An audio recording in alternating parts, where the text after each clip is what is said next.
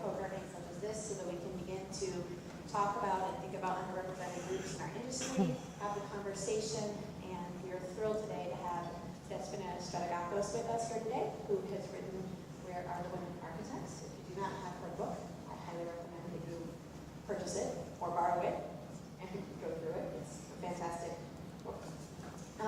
One of the things out of this talk that we're hoping to have move forward is that we take the information that we gather today, we gain from the events, and we drive towards solutions that will help propel the firm forward and our industry forward as well, kind of some of the questions that will come up today.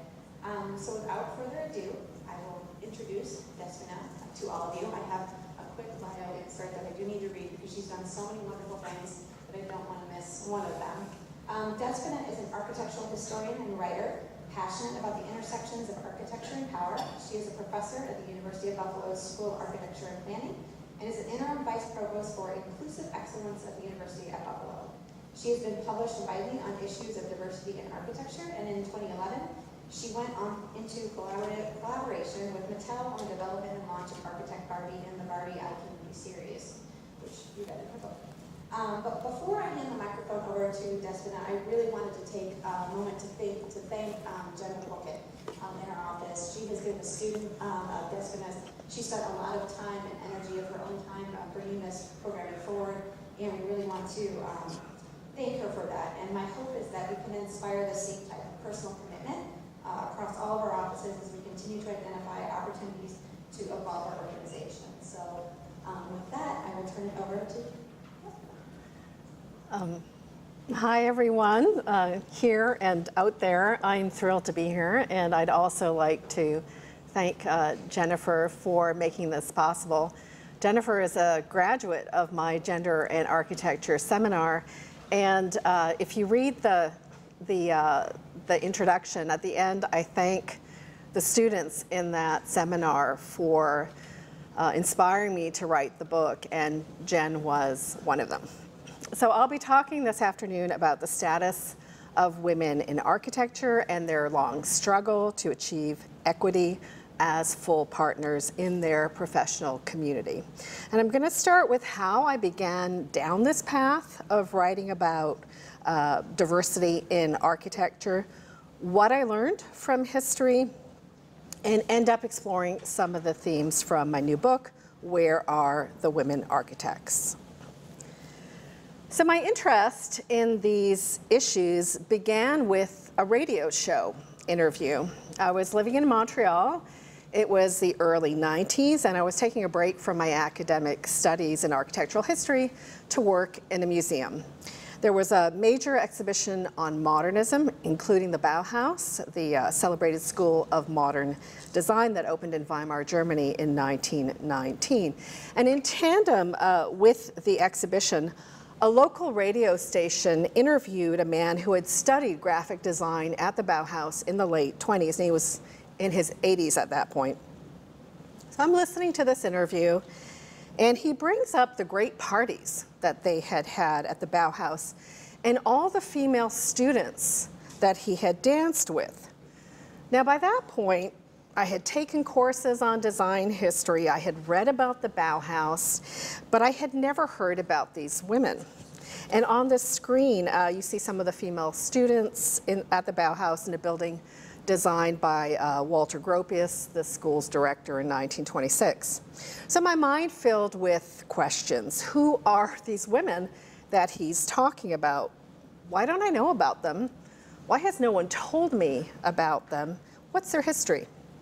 So inspired by that interview, I looked for books to read on these women, and there weren't any. There weren't any at all. Soon after, I decided to go to graduate school and ended up writing a dissertation on the history of women's entry into architecture schools and practice in the early 20th century.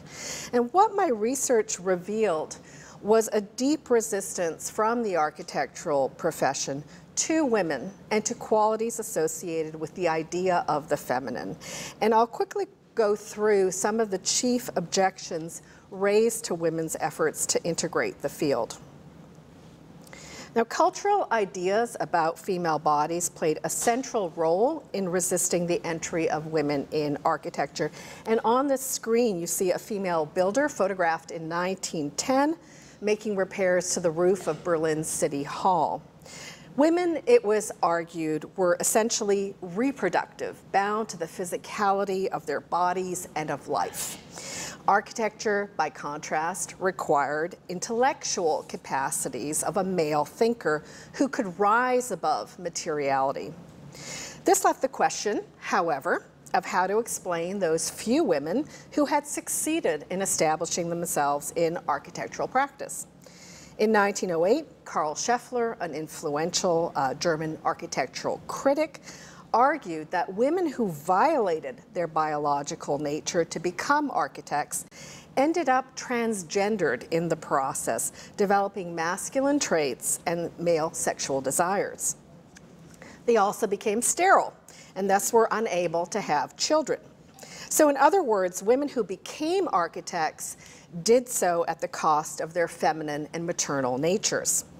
Now, this was not a view limited to Scheffler or to other opponents of women studying architecture. In the late 19th century, medical authorities on both sides of the Atlantic believed that the intellectual exertion needed for rigorous study drained the uterus of blood, potentially rendering girls sterile. And as far as educators in this period were concerned, a womb was a terrible thing to waste. Now, women architects' bodies were further criticized for being too weak for the profession's physical work, unable to handle the wind and weather of the building site. Carl Drews, an engineer writing in 1908, argued that the frailty of women's bodies was also about class.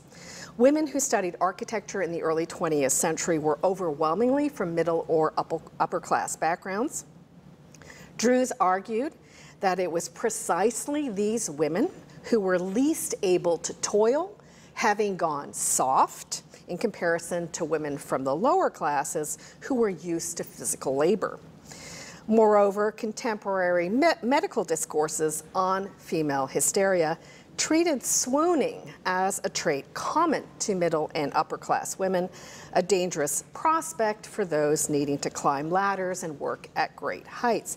And when this photograph was published in 1910 in a Berlin weekly magazine, the caption warned female readers that only vertigo-free ladies should consider following in the path of this exceptional pioneer, thus presenting this, confident and vertigo-free builder as abnormal. The problem of the woman architect's female body was nowhere more visible than in the dilemma posed by women's clothing on the building site. This too was an issue of both gender and class. In public, a lady was identified by her clothing, including a corset, hat, and gloves. Now, such attire, which brought respect on the street, counted against her on the building site, where she risked workers' scorn. Skirts, as worn by the builder in this photograph, were considered a hazard, causing women to trip, and also allowing male workers to see things that they should not, which, as far as I can tell, was considered a danger to the men and to building. So in a 1909 career guidebook for women, German author Margaret Pick recommended that the woman architect wear loose reformed trousers, high boots, and a smock almost to the ankle as painters or stonemasons wear. So her solution was thus to cover the body from the neck to the ankles, effectively concealing any signs of female anatomy underneath. And importantly, this also hid the trousers, a necessity at a time when a woman in masculine clothing was considered scandalous. Now, women seeking to enter architecture also had to battle deeply ingrained associations of femininity with domesticity, which sought to marry the woman architect to the house. And on the screen, you see an arts and crafts style home designed by Julia Morgan in Vallejo, California, built in 1936 and currently on the market. Now, since the domestic was considered a female domain, it was expected that women architects would specialize there, where their natural skills could be used to advantage. Champions of women in architecture argued that a woman architect, because of her shared feminine nature and domestic interests, would prove to be the housewife's most trusted ally, much more so than a male architect who had no knowledge of household routine, hated detail work, and resisted a client's intervention. Finally, some argued that women did not have the right personality and brain for the job, namely, the strong will that drove genius, the authority to supervise workers, and the spatial perception and analytical logic needed for design. Women, it was said, focused too much on details rather than on the overall architectonic concept. They were drawn to baubles and frills, to appearances over substance, and lacked constructive depth. Simply put, women did not have the right body, brain, or personality for the job. Now, women architects resisted these negative perceptions in a variety of ways. They published and exhibited their work, displaying its full range from homes to factories. They entered blind competitions, sometimes shocking both the judges and the public. In 1928, a collective gasp was heard in the architecture world when the winner of the international competition for the new Shakespeare Memorial Theatre at Stratford-on-Avon, one of England's most prestigious public buildings, was revealed to be a young woman and recent graduate of the Architectural Association School of London, Elizabeth Scott. Her simple functionalist design, which you see on the screen under construction, an important early example of modernism in England, was selected over the proposal of 71 male architects competing from Canada, Britain, and the United States. Scott's victory was widely reported in the international press, with headlines such as "Girl Architect Beats Men." Now, in press interviews, women architects sometimes argued that when acting in a professional capacity, they had no gender, that all that mattered was a good education, a sense for business, and the client's trust. They also used portraits to challenge stereotypes. In 1913, for example, Fia Villa, a successful designer in Berlin, chose to be photographed with her son for a special feature on female designers published in a woman's magazine. This defiant gesture rejected assertions by Karl Scheffler and others that architecture and motherhood were fundamentally incompatible. So these various efforts to intervene in public and professional opinion represented a counter-discourse, an attempt by women and their supporters to assert a claim to architectural practice. When I began to teach in architecture schools about 15 years ago, I realized to my dismay that the prejudices that had confronted women architects attempting to integrate the profession decades ago had not entirely disappeared. Laws against discrimination and shifting cultural norms meant that such resistance was rarely overt. Instead, it had gone underground, buried in assumptions about who could thrive in the competitive world of architecture. All right, this has been a rather long introduction to explain how reflecting on my own experiences as a student and a teacher culminated in a book that is partly a question and partly a call to action. Where Are the Women Architects draws on, have we gone? Image. Sorry, we have a little, we've had a bit of a technical glitch with this before. Well, I'll continue till we get technical help. So where are the women architects? It's not, the picture is just the cover of the book, so don't worry about it. It's not very exciting. Where Are the Women Architects draws on the experiences I have had of not seeing women architects represented in history books or in museum exhibitions, not seeing women architects on prize and review juries, not seeing women architects on lecture or award podiums, and not seeing women architects among the partners in boardrooms. Yeah, it will. Let's try pulling them back in.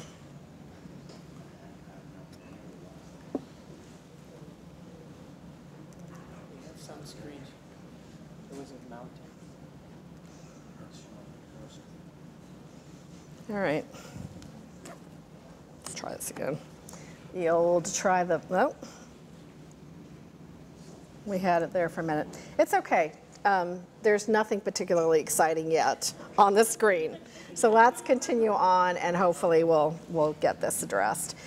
Later on, there will be some exciting things on the screen, so I hope we will be able to figure that out.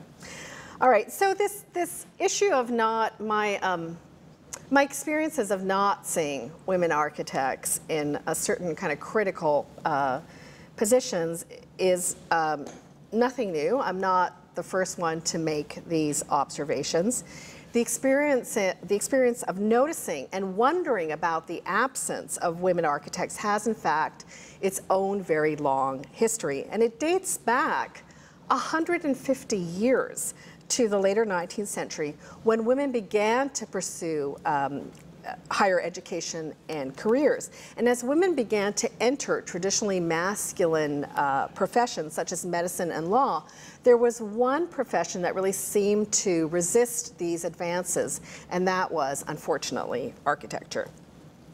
So the dialogue that began back then about what held women back in the architectural profession, what they could bring to it as women, and how they might find their place within it.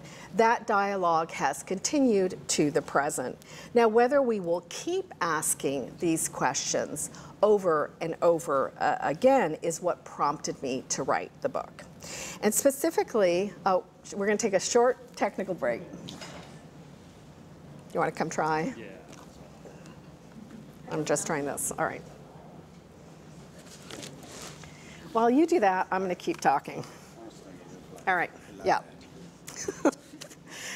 All right, so specifically, I had two goals for the book. And the first concerns the current movement for gender equity in architecture, which has emerged in the last few years. And I wanted to raise awareness about this movement and to help define it by looking at the issues that drive it, the strategies it uses, and the reasons why I believe it holds so much promise. At the same time, I also wanted to make people aware of the fact that the questions being asked are not new.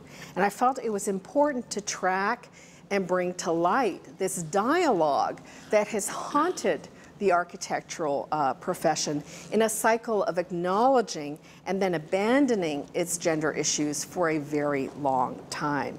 And in essence, the book is about breaking the cycle of asking why architecture excludes women in order to move toward concrete action that will, I hope, finally address this long-standing injustice. And 150 years of asking a question without getting an answer is long enough.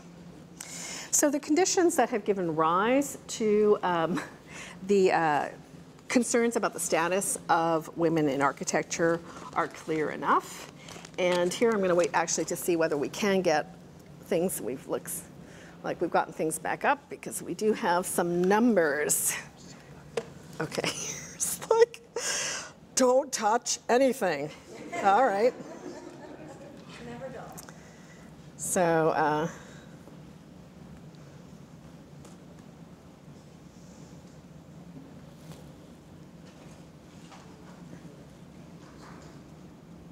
I think the problem is going to be resolution, but we'll see. We'll give it a shot. Is this good? All right. Okay, so why are we concerned about this? To begin with, we have a daunting attrition problem. More and more women are studying architecture, but they are struggling to make the transition to and remain in practice. So from 2000 to 2015, the proportion of architecture school graduates who are women grew from 1/3 to 42%. In that same period, the proportion of women who are registered architects has climbed much more slowly, from 13 to 19%. Now, I realize there's a lag in achieving licensure, and that licensure in and of itself doesn't represent the full range of women active in the profession. Nonetheless, by this point, that gap should be narrowing much more rapidly than it is. And if this rate of progress holds, and I hope it will not, but if it does, we will have to wait until 2093 before we reach a 50-50 gender split. There is also a pronounced difference in what men and women earn in architecture, in a profession known for its long hours and low compensation. This issue hits hard, and the pay gap exists at all levels, from entry-level positions up to principals, but it increases sharply at mid-career. A 2014 survey by Equity by Design, a committee of the San Francisco AIA, reported that male architects with 15 to 20 years of experience earn on average $100,000, whereas women with the same level of experience earn $80,000. And in 2014, the U.S. Bureau of Labor Statistics also found that among full-time architects, men earn on average 20% more than women. And because salary transparency is rare in most firms, the extent of these disparities is usually hidden. Now, folded within this salary gap is another story about women architects and stalled promotions that also contribute significantly to job dissatisfaction and dropping out. Now, according to national AIA records, the number of women principals and partners at firms quadrupled from 4% in 1999 to 16% in 2005. Now, what seemed to be a breakthrough, however, proved to be another instance of stagnation. A decade later, the figure stands at 17%, up just 1%. So various factors contribute to women's slow professional climb up the architectural ladder. Maternity is often seen as the chief culprit, and many women with children do express frustration at the profession's mummy track with its diminished opportunities. But if family commitments were the only barrier to success, we would expect to see women without children flying through the ranks. That they are not indicates that there are other broader impediments. Among them, women are less likely to receive the more glamorous types of projects that help to advance careers. This is often blamed on women themselves. They lack the ambition to go after the big jobs, it's said, or are unwilling to put in the long hours to pay their dues. Now, the underlying presumption here, which is deeply ingrained in the professional culture, is that architecture is a meritocracy that rewards talent and hard work in a straightforward way.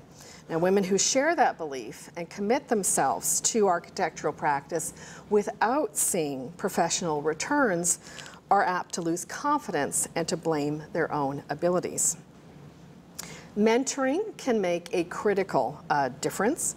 Careers are advanced not only by ambition and sacrifice, but also by having a sponsor to show you the ropes, make connections, and put your name forward for those career-enhancing opportunities. Women in male-dominated fields benefit from having a mentor, whether it is a man or a woman. But as Sheryl Sandberg writes in Lean In, men are significantly more likely to be mentored than women. Moreover, mentors tend to choose protégés who remind them of themselves, and this puts young women entering the field at a disadvantage, since they must find a mentor among a leadership that is 83% male, based on those gender breakdown of partners and principals. Now, in addition to mentoring, female role models can also make a critical difference. Having a personal relationship with a role model is not necessary. An effective role model may be a prominent figure in the profession or even a historical one.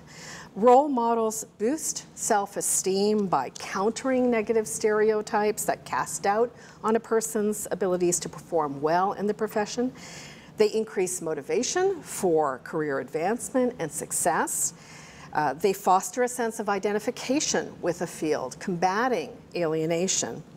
Now, the scarcity of female role models in architecture is thus profoundly damaging. According to the 2014 Equity by Design survey, almost a third of female respondents who had left architectural practice gave the lack of role models as the deciding factor. Architecture schools can and should do much more in providing inspirational female role models for students of all genders. In the 1980s and 1990s, the humanities and social sciences began to better integrate gender diversity into their curricula. And today it would be shocking to find a course on, for example, a survey of world art or cultural theory that does not include a single female name. And yet this is routinely the case still with history and theory courses offered in architecture schools. Students graduate with very little awareness of the historical or intellectual contributions of women in architecture. Public lecture series in architecture schools also fail to hold women up to students as role models. These talks are an integral part of the pedagogy of architecture schools, a way to promote intellectual exchange and to expose students and faculty to luminaries of the profession. And additionally, they are a time for the school's community, both academic and beyond, to come together and engage in broader discussions. Make sure that's still up. Okay. So here you see that congratulations, you have an all-male panel website, which documents all-male panels, seminars, events, and various other things featuring all-male experts. And each panel photo comes with a David Hasselhoff stamp of approval. White male. Yeah. Not just male, white male. White male, all white male panels, thank you. So Lori Brown, an architect who teaches at Syracuse University, inspired by this website, surveyed the public lecture series at 73 architecture schools in the spring of 2013 and discovered that a third had no women on their lecture podiums. I repeat, a third of 73 schools had no invited women speakers. Privileging male voices in this way sends a strong message about who a school considers an authority and deems worthy of an audience. And let's be clear, this is discouraging to female students. Now, the dearth of female role models also extends to popular culture. I searched the IMDb database for major Hollywood films and found only 6 that feature a woman architect. The earliest is from 1937, Woman Chases Man, which features a young female architect. I mean, quite extraordinary for the time. However, it's not exactly an inspirational story. So the plot revolves around a starving architect, Virginia Travis, who gets involved with a client, B.J. Nolan, who can't afford to finance a housing development project that she wants to design. And most of the movie revolves around their plots to trick B.J.'s wealthy son, Kenneth, into providing the money for the project. I'd like to show you a short clip where Miss Travis first introduces herself to Mr. Nolan Sr., but I have a feeling that it's not going to work. However, I'm still going to show it for those folks who are watching virtually, because I think they're going to be able to see it. And what I'll do is I'll show it to you here, and then I'll tell you what happens. Although let's give it. This will introduce a graduate of Pitt and the Beaux-Arts, a young architect of broad vision and fine artistic background. I heartily recommend her to you for your fine project, Nolan Heights. With kindest personal regards, I am sincerely V. Travis. Who is V. Travis? That's me. The V is for Virginia. Well, who is this remarkable young architect? Oh, that's me too. No jobs open. I know what you're thinking, that I'm a girl. Yes, Mr. Nolan, but I've a man's courage, a man's vision, a man's attack. Well, don't attack me. For 7 years, I've studied like a man, researched like a man. There's nothing feminine about my mind. 7 years ago, I gave up a perfectly nice engagement with the charming, wealthy old man because I chose a practical career. I left him at the church to become an architect, and today I'm ready and he's dead. Here I am, Mr. Nolan, with the key to Nolan Heights. I found a way to make us both rich. Nolan Heights needs me. I can make you a fortune. Why, the $1 million right here in my hand, That she faints is that she hasn't eaten in 3 days. So after that, the next Hollywood film that I could find with a female architect character was Father of the Bride from 1991, so 54 years later. And if you're interested in learning more about Hollywood's depictions of female architects, I've published an article, Hollywood Architects online in Places Journal, which has a lot more movie clips. Now, how much Hollywood benefits the architecture profession through its depiction of architects, whether male or female, is debatable. But one result, I believe, of not having more images of women architects out there in the public imagination, whether they are fictional or real, is that women architects are still surrounded by a sense of exceptionalism. Unlike a female doctor or lawyer, there is something startling to many people about this combination of woman plus architect. So a few years ago, in a bid to intervene in the popular images available to children, I collaborated with my UB colleague, Kelly Hayes McAloney, on the design of Architect Barbie, which was produced by Mattel as the 2011 Career of the Year in their Barbie I Can Be Career series. Now, Kelly and I had been working together for a number of years on various diversity in architecture initiatives before we approached Mattel. And the reason we took this step boiled down to two realizations. The first is that we had a message to deliver to little girls, that they could be architects and that this was normal, and that Mattel had the system of delivery. Now, whatever you might think about Barbie, it's hard to deny her tremendous power as a cultural icon.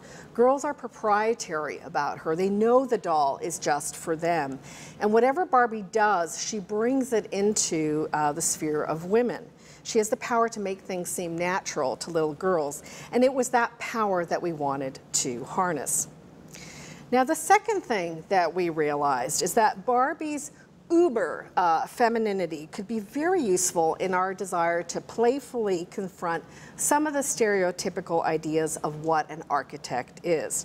So we wondered what would happen if you mash together the conventional image of an architect with Barbie pink, a trademark color, by the way, with Barbie's sunny disposition, and with an abundance of sparkles. And in this close-up, you can see the outline of a cityscape on the front of architect Barbie's dress. It's actually much more sparkly than it appears here, and it's created with that very important construction material, glitter glue.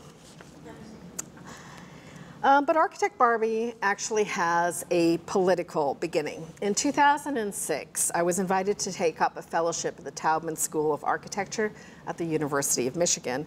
And it was a highly politicized moment at the university. And on the screen, you see Mary Sue Coleman, then president of UM, talking to the university community. So in November that year, the passage of Proposal 2, a ballot initiative, ended affirmative action programs in that state. Debates before and after the passage of the law tore holes into friendships and collegial relationships, and the atmosphere on campus was tense as the school's colleges, including architecture, attempted to determine what the law would mean for diversity among its students and faculty, and ultimately why that diversity mattered. As part of my fellowship, the department chairman asked me to curate an exhibition on women in architecture. Given the tensions prevailing on campus and in the architecture school, I felt that a traditional curatorial approach would attract only a small group of converts. And it was clear to me that I'd have to find some unusual angle if I were to interest a broader audience. And I also thought that humor could help to grease the wheels of conversation. So I came up with the idea of asking the University of Michigan's architecture students and faculty to develop prototypes of Architect Barbie. And remember, she doesn't actually exist at this time, based on their own experiences, fantasies, and perhaps frustrations. And I was particularly interested to see how a younger generation of just learning how to become architects and absorbing the professional culture, how they would imagine her. So here are the makers and the exhibition wall of Architect Barbies, and let me quickly show you some of the dolls that were created. So Mashanta Armstrong, an MArch student, explored her interest in combining fashion and architecture, and she made the clothes and styled the hair. Kristen Murphy, an undergrad, created 2 Architect Barbies. The first one represented an architecture student like herself, and for that she used a new Barbie and explored the "I haven't had a shower in 3 days and have had way too much caffeine" look. Note the accessories from top left: an iPod, Panda Express food bag, a couple of textbooks, a copy of Ayn Rand's The Fountainhead, a model, and of course a coffee pot, a collection of objects that sadly still defines a certain pedagogical ideal in some architecture schools. Now, the other Architect Barbie Kristen created represented an elegant grown-up version of her professional self, where she pulls it all together. And for that, she used an older Barbie that she had played with as a child. The last doll I want to show you explodes that vision. It is Glass Ceiling Architect Barbie by faculty member Anca Trandafiorescu. And this was the most critical of the dolls. Anca, I had asked people not to dismember the dolls. Anca ignored me, and to great effect, sawing off the arm of the doll that holds design blueprints, she expressed the painful break between the productive and reproductive in the experience of the profession's glass ceiling. And it's hard to see, but design development is written on her pregnant stomach.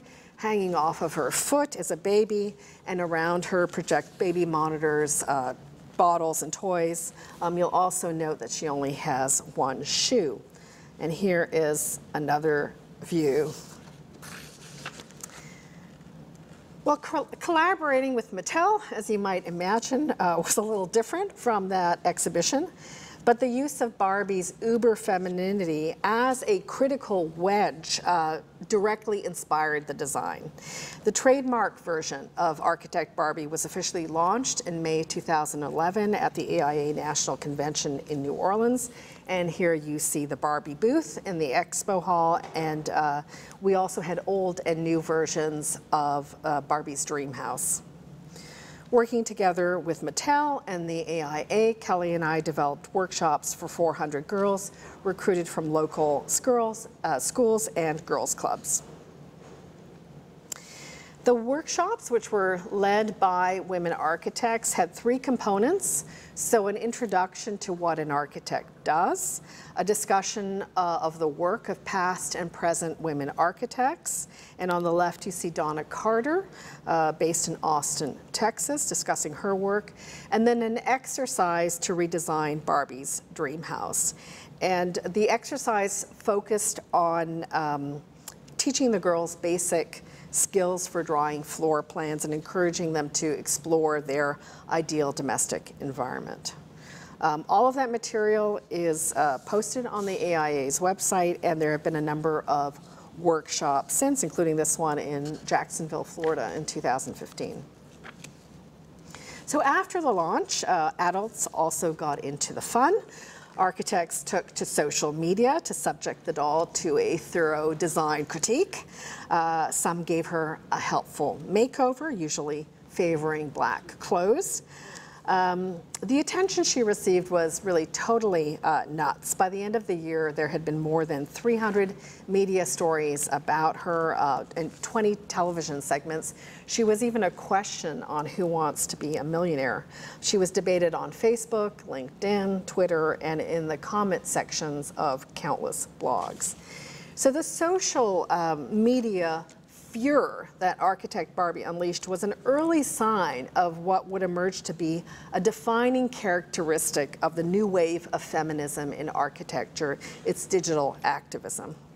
And this became crystal clear in 2013 when Ariel Azuline Lichten and Carolyn James, then students at Harvard's Graduate School of Design, launched a petition on change.org demanding that the Pritzker Foundation recognized Denise Scott Brown for her contributions to the 1991 Pritzker Architecture Prize that had been awarded solely to her husband and partner, Robert Venturi.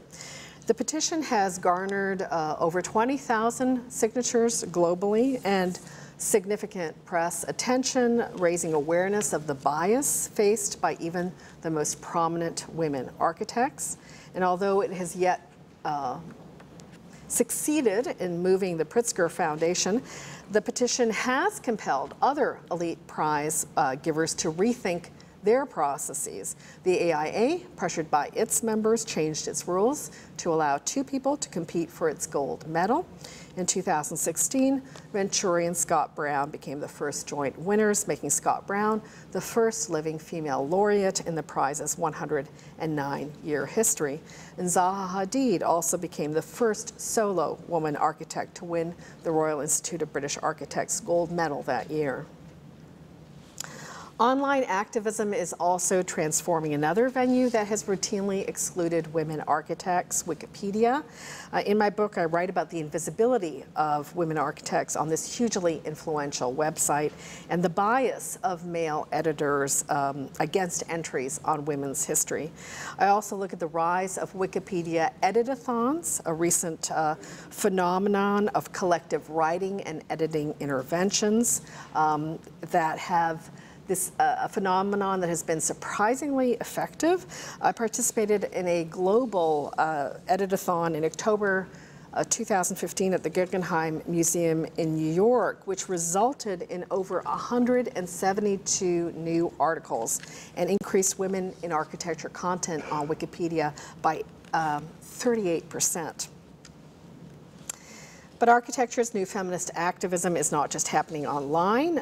Real-world venues for discussing gender equity issues are proliferating, suggesting the need for a different kind of community, one that is physically present in voicing concerns and searching for solutions. And in the last few years, we've seen sold-out events on women in architecture in Dallas, London, Manchester, New York, San Francisco, and many other cities, which attest to this demand and need for physical community.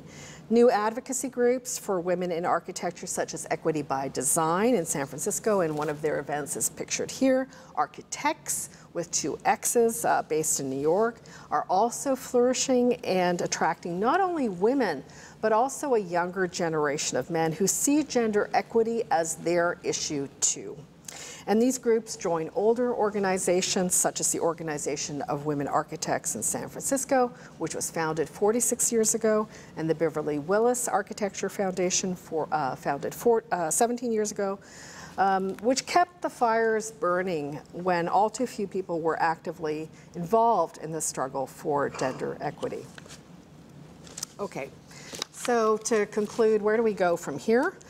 This is a UB student, architecture student working on our school's 2016 entry to the U.S. Solar Decathlon. So I believe we are experiencing a third wave of feminism in architecture. And while there have been questions and protests about the hurdles women face in architecture for a long time, gender equity issues today are attracting attention across a broader span of the profession and are also garnering public support. And I believe that we can bring about deep change, but we have to keep our foot on the gas pedal. And as history shows us, we can't take progress for granted. So I'm going to end here, and I welcome your questions and comments.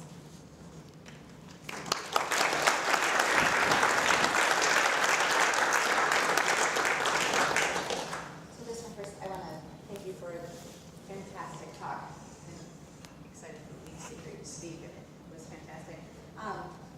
Before we open it up to the floor, we went through and asked our kind of fellow offices and fellow canon designers to submit questions so that we could continue the conversation, which we hope to do in the next, 15, 20 minutes, however we have together. And so I'd like to, we can at this time go through some of those questions that are from across some of our other offices. And what's really kind of sticking in my brain right now are the statistics slides that you put up in the 2093. So I'm just going to jump right in with one of the questions that came along. So it reads, we all know there are real roadblocks for women in the profession, roadblocks of all kinds, and the problem exists even here within canon design and also within the industry. That said, how can we as a company really make a change and invest in the future by acknowledging what is lost when women are lost along the way? In addition to mentoring, which you discussed as well, asking for more, being more assertive, how can we change the culture of inequity and the assumptions that change can only take place on a tiny, minute individual scale, or that basically we have to act more like men? That's one of the questions. It was long. Wow. Well, acting more like men hasn't worked. So I would say let's not try that one.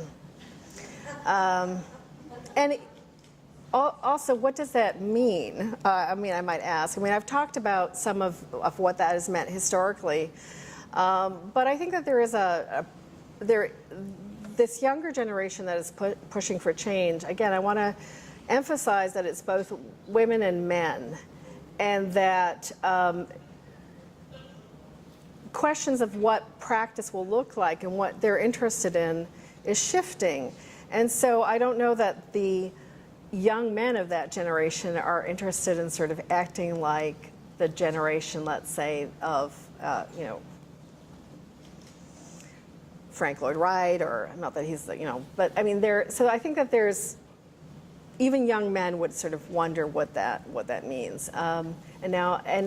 So how can we bring about, the question was, how can we bring about change and make sure women aren't lost along the way?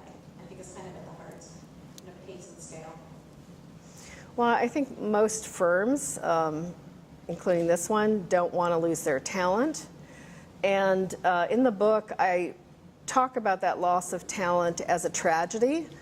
And if you think about how many women who were talented and passionate about architecture have not been able to find their place in it over the decades, that loss of vision, of projects, of talent is a tragedy. But I think that firms today certainly would recognize they don't want to lose the talent that they are investing in.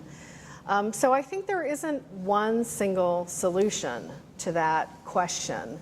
I think, first of all, it has to start with a discussion, which is what you are all doing here today. And that already shifts it from the individual kind of, the focus on the individual and what the individual, let's say, needs to do, to this issue of what the culture brings to the table, what a company as a whole brings to a table. And it allows you to start to ask how much of this is structural. And those things that are structural need to be addressed in a different way. I think one of the mistakes we've made is to ask individuals to fix structural problems. And so I think, this is great. You're starting with this conversation. I'm sure that this is also not the start, that you have groups, I imagine, within the firm that are looking at these issues. An important thing to think about is how to make sure that those groups, that their voices are heard, and that they're not working in isolation from the rest of the firm. I also really want to emphasize that, again, it's not women's work to fix gender equity issues.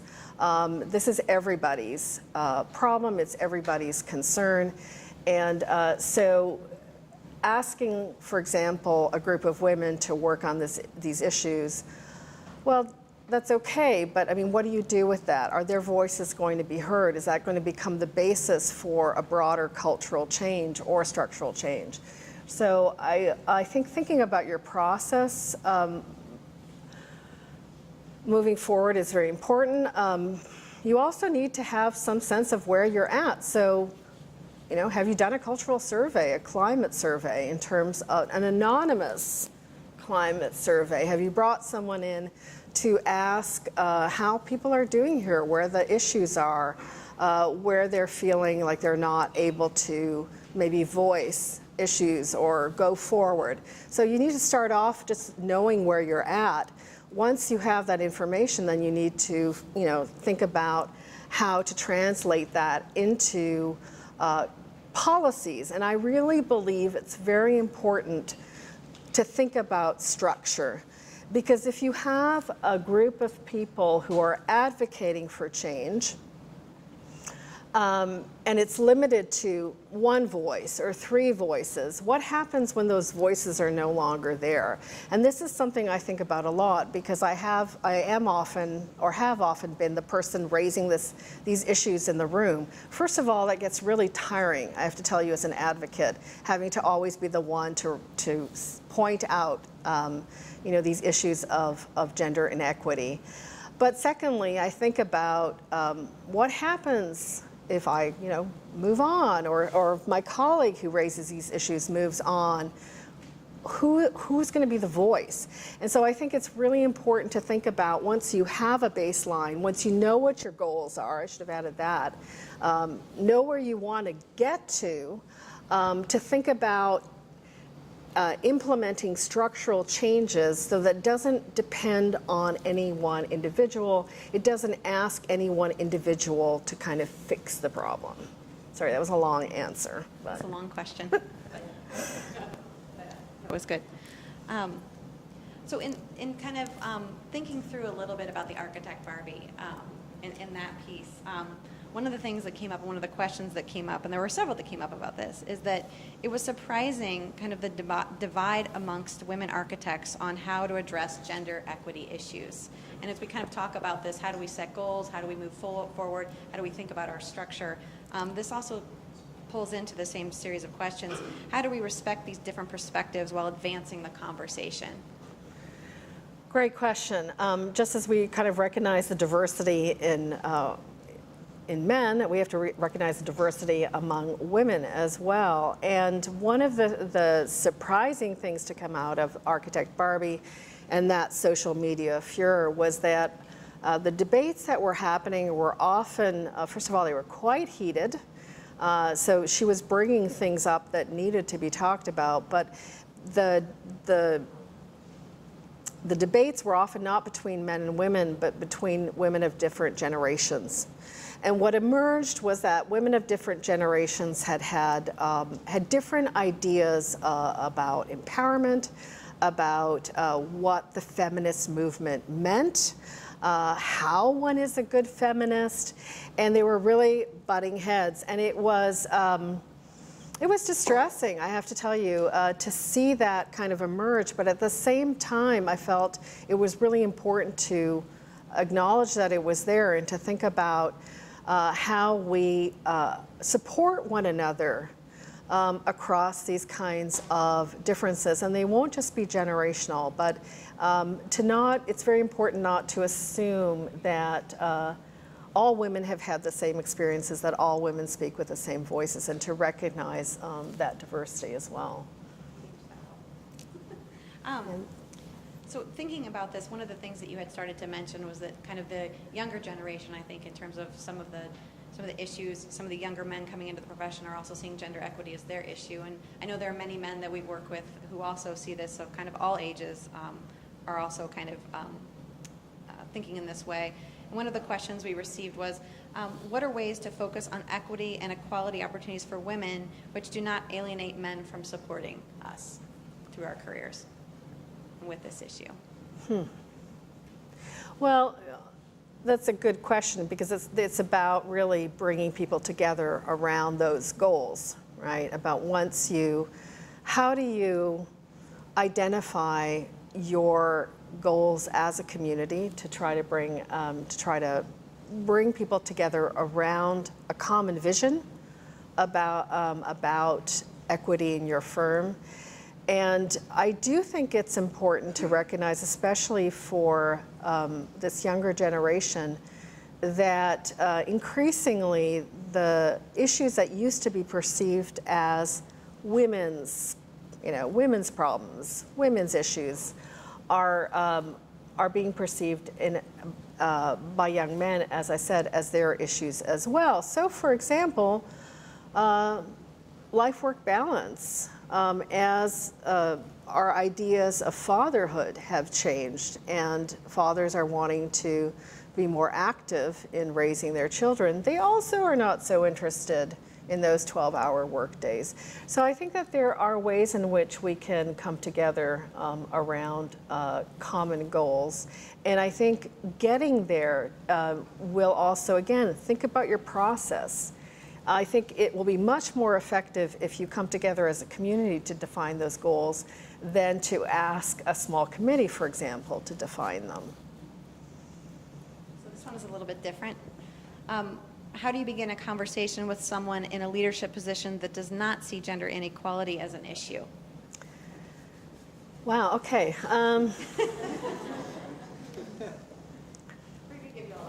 Yeah. Well, again, I think everyone is different, and for better or for worse, I often will bring humor into those encounters. That works for me. Sometimes it doesn't, and I will leave that out of the picture. But with Architect Barbie, that was, again, it was a moment that was very tense at the University of Michigan, and I wondered how to get people talking once they, were no longer willing to have that conversation, and it worked. I think it worked. I think programming can be incredibly conducive to opening up those conversations as well. So you might have an event and invite that colleague to join in and engage in that way as well. I think this is a question of, and maybe sometimes you just need to be really, I don't know, sometimes you need to also perhaps, I was going to use the word confrontational. I know it has a lot of negative connotations, but it doesn't have to be a negative thing to ask a question. Say, why do you think that? Tell me more. And sometimes that can actually be a really effective way to draw the person out into a conversation. And ultimately that's the goal, right? Is to figure out a way to have a conversation, not to shut things down. Continue to advance it. So this next one wasn't really a question per se, but it has an interesting nugget in it that kind of starts to talk about the role on site versus the role within the office. So I'll just go forward. Regarding Architect Barbie, at a previous firm, I had a boss who would lightheartedly make comments about my shoes. It was normal for me to wear high heels, and how I could never go on site wearing those, and no contractor would ever take me seriously. Mind you, I always had boots in my car for any spur-of-the-moment site visits. I was never disrespected or not taken seriously on site. I was, however, constantly feeling disrespected in the office by him.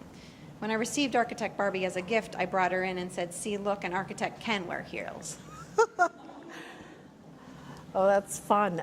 We had thought of Architect Barbie as evidence in the sandbox.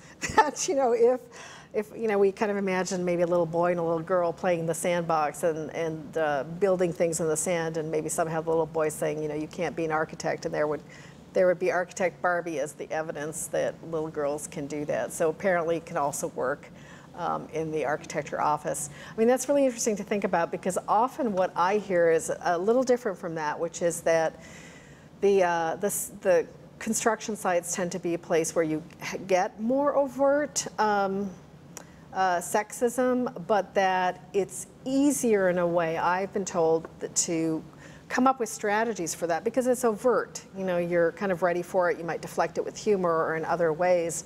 And it's harder to address what this person is saying. It is actually, I think, harder to address it when it goes underground, when it is no longer overt. And one of the things that I found very useful about history, and the reason why I kind of brought that up to begin with, is that today we think a lot about unconscious bias and how do we get an unconscious bias at those beliefs that are deeply rooted in us that we might that may be hindering us in terms of gender or racial progress. How do we get at those beliefs? And if you go back in history, unconscious bias is not a problem because things are just being blurted out.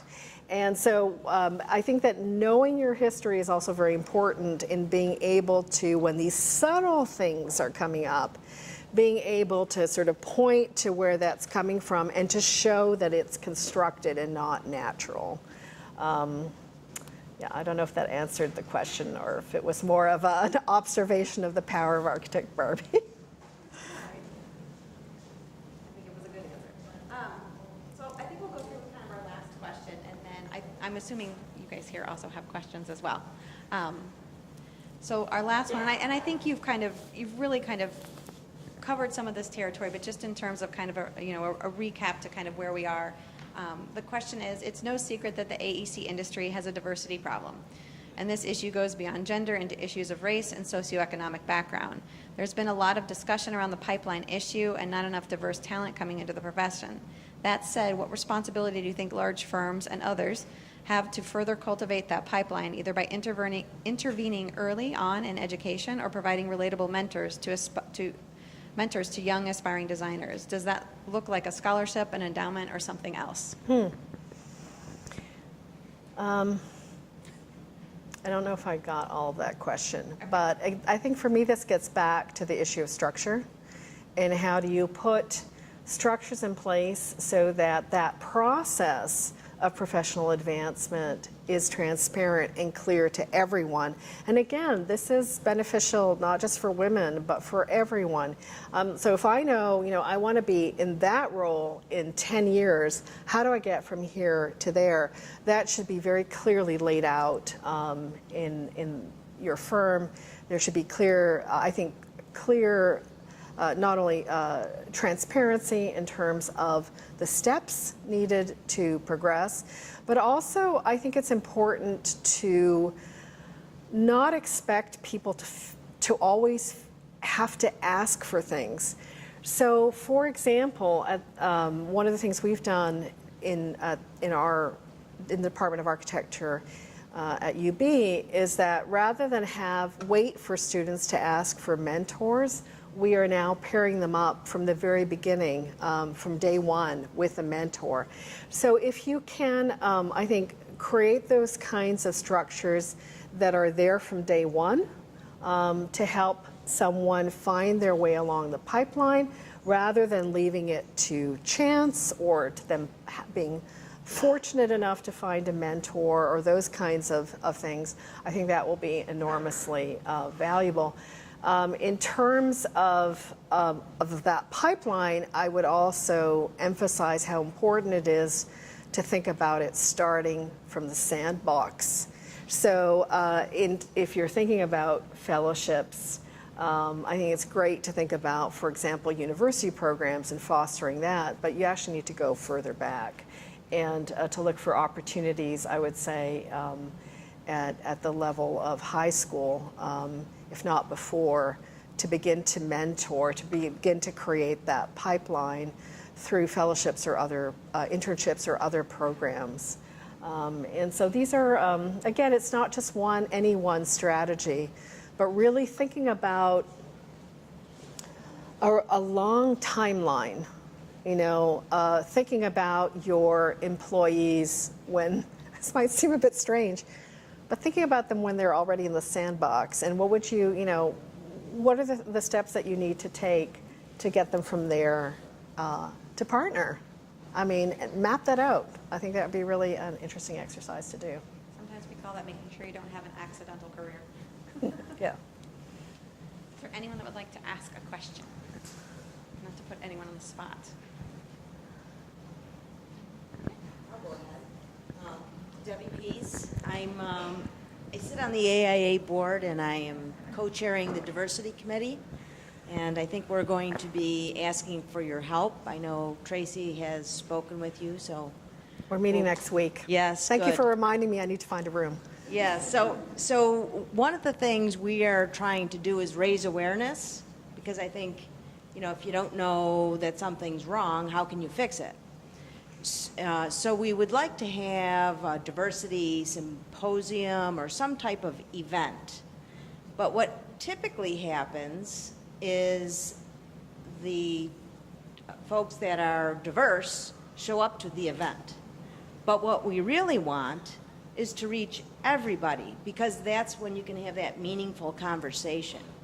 So I guess I'm asking you, have you seen anything? How do we get that entire group to show up? I mean, that's a very important but also difficult question. And I would say that, it depends on let me talk again about the University at Buffalo, which is the one that I know best, and speak about this from my current position as someone who's thinking very much about inclusion and how do you bring people into a room to have these discussions. Again, I think it's not any one solution. I think you try a variety of different events. We just had an event for students that was focused on Black Panther, the film, because we know that's popular. It also raises really interesting issues about Hollywood and representation. And I offered pizza because I knew that would work, and we did get a good turnout. So what's the equivalent of pizza, for adults? Is I think it's interesting to think about. Yeah. I think you really have to build a culture of where people feel like, again, these issues are their issues and that they're not somebody else's issues. And I think you need to have leadership talk about the importance of these things. So we're very fortunate at our university to have leadership that is absolutely committed to this and speaking about it, so that the students, the faculty, the staff understand that these values are important. You need to have that coming from the top, but also, from the bottom, and encourage the grassroots, hopefully bringing those things together.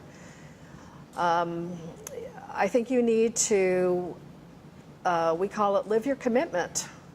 So once, if as an institution you have, gone through those steps that I talked about in terms of identifying your goals and your process to getting there, I think in thinking about that process, you have to think about making sure that these efforts are not siloed, which is what you're talking about, but that they are reflected across an organization.